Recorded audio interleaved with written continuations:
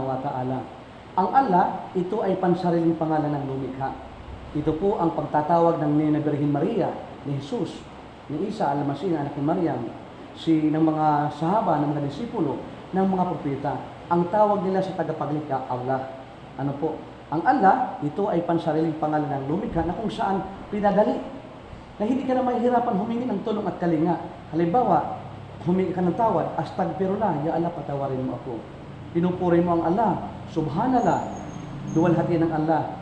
Nakakita ka ng, isang malaking biyaya, Allahu Akbar. O kaya naman, halimbawa, ikaw naman ay nag-greetings, Assalamualaikum, ang kapayapaan ng Allah. Palaging nandiyan ang pangalan ng Allah subhanahu wa ta'ala. Ngayon, ipinahintulot ito ng Allah subhanahu wa ta'ala na magkita tayo upang maibahagi ko sa iyo ang kagandahan ng relihiyong Islam. Ang Islam, ito po ay hindi ipinangalan ng hayop, halaman, tao o lugar. Ang Islam ay hinango sa salitang salam, nang ibig sabihin ay kapayapaan. Total submission and obedience to the will of God, Allah. Ganap na pagsunod at pagsuko sa utos at batas ng Allah. Ang Islam, ito po ang nag-iisang aprobado at perpektong relihiyon na binigay ng Allah sa sangkatauhan. Sinabi ng Allah subhanahu wa ta'ala sa kanyang maluwalhating banal na Quran, sa kanyang salita, Al-yawma akmaltu lakum dinakum wa atamtu alaykum ni'mati wa raditu lakumul Islam madina. This day, I have perfected your religion for you, completed my favor upon you, and have chosen Islam as your religion. Sa mga araw na ito ay pinahintulot, nilubos ng Diyos ang kanyang paglingap sa atin at ibinigay sa atin ang Islam bilang ating relihiyon. Ano po? Pero mayroon tayong mga naririnig na iba't ibang sikta, relihiyon at denominasyon. Ito po ay man-made. Gawa-gawa lamang ng mga tao. Bakit kamo? Sapagkat kung gagawa ako, ikaw, ng relihiyon ngayon, paano maliligtas ang mga nauna sa atin? So yung ibang mga relihiyon na ginawa nila, yan ay man-made, na kung saan kailan lamang nila ginawa. Subalit ang Islam, bago likhain ang pinakaunang tao na si Adan, nandiyan na ang relihiyon ng tao, ang Islam. Nauna ang relihiyon bago ang tao.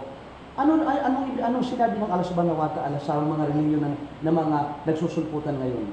وَمَنْ يَبْتَغِي غَيْرَ الْإِسْلَامِ دِينًا فَلَنْ يُقْبَلَ مِنْهُ وَهُوَ فِي الْآخِرَةِ مِنَ الْخَاسِرِينَ. Whosoever desire, seek a religion other than Islam, it will never be accepted of him. And in the hereafter, he will be one of the losers. Sino man na gumawa, magnais ng ibang relihiyon maliban sa Islam, ito ay hindi tatanggapin mula sa kanya. At sa kabilang buhay, siya ay kabilang sa mga talunan. Talunan, ibig sabihin, hindi siya makakapasok sa paraiso. Ipagbabawal sa kanya ang paraiso. Siya ay magkakamit ng kaparusahan sapagkat gumawa siya ng ibang relihiyon maliban sa Islam. Kaya tingnan mo nga naman, ang iba't ibang relihiyon, ang yumayaman, ang mga leader lamang. Ano po? Pero sa Islam, ipinagbabawal ito na gawing hanap buhay ng mga leader ang salita ng Diyos. Sapagkat hindi ito dapat ibigta, bagkus ipahayag ng libre at ipahayag ito ng libre na walang hihingi kahit anong mga kabayaran. Sapagkat ito ay ginawa ng mga propeta.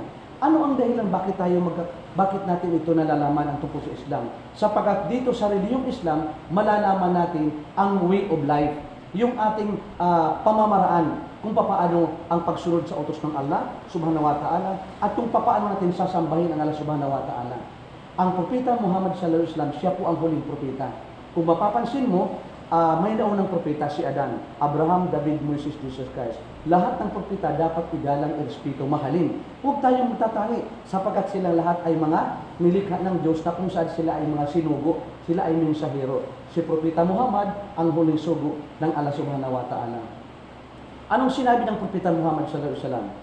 Sino man ang magsabi ng la ilaha illallah, walang ibang Diyos maliban sa Allah, at dumating sa kanya ang katapusan ng kanyang buhay, makakaasa tayo sa awat habag ng Allah, maninirahan tayo sa paraiso. Ano yun? Ang pinakamagandang pok na hantungan na kung saan wala ng kamatayan, wala na malaya sa karamutan, busilak ang kagandahan, ikaw ay mamumuhay doon ng masagana. Hindi katulad ng impyerno na puro kaparusahan sapagkat they worship created things rather than the Creator. Sinamba nila ang mga patungong impyerno ay kapahamakan sapagkat sinasamba nila ang mga nilikha ng Diyos. Kahoy, larawan, mga rebulto, kapwa-tao. Yan po ay karumalduman at walang kapatawaran. Kaya itong panahon ngayon, ang oras na ito pinahintulot ng Allah subhanahu wa ta'ala para magkaroon tayo ng tunay na kapanatagan, kapayapaan at kasiguraduhan ng kaligtasan ng ating kaluluwa.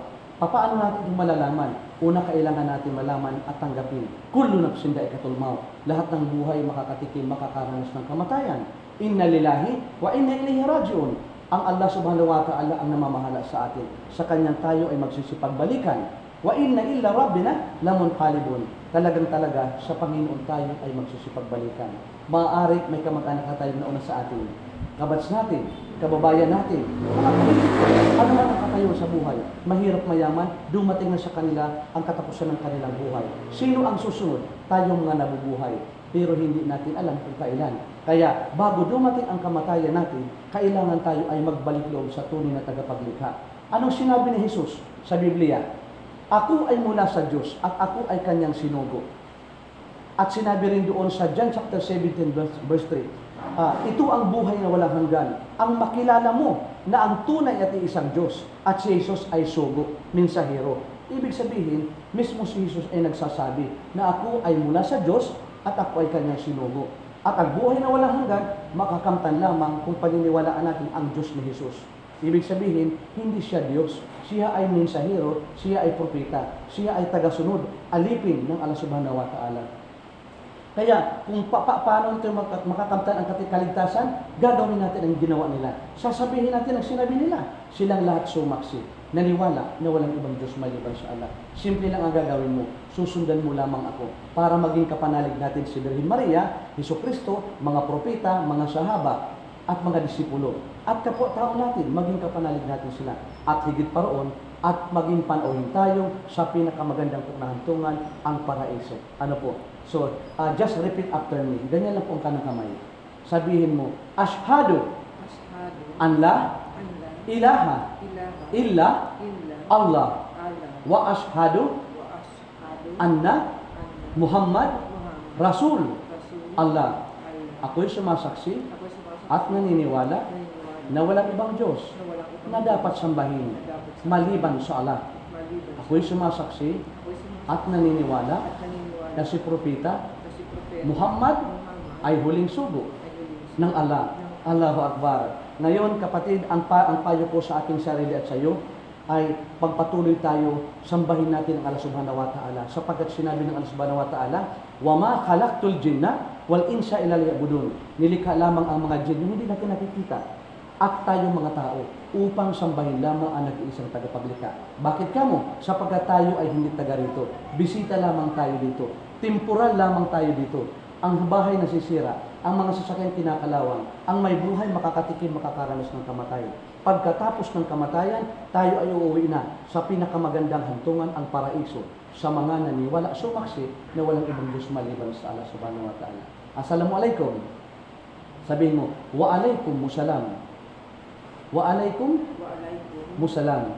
Sa Tagalog, ang kapayapaan ng Allah subhanahu wa ta'ala ay sumaiyo. At sasabihin mo man, at ganoon din ang kapayapaan at pagpapala ng Allah ay sumaiyo rin. Yun ang ibig sabihin ng Assalamualaikum. Greetings na may pagmamalasakit, pagmamahal.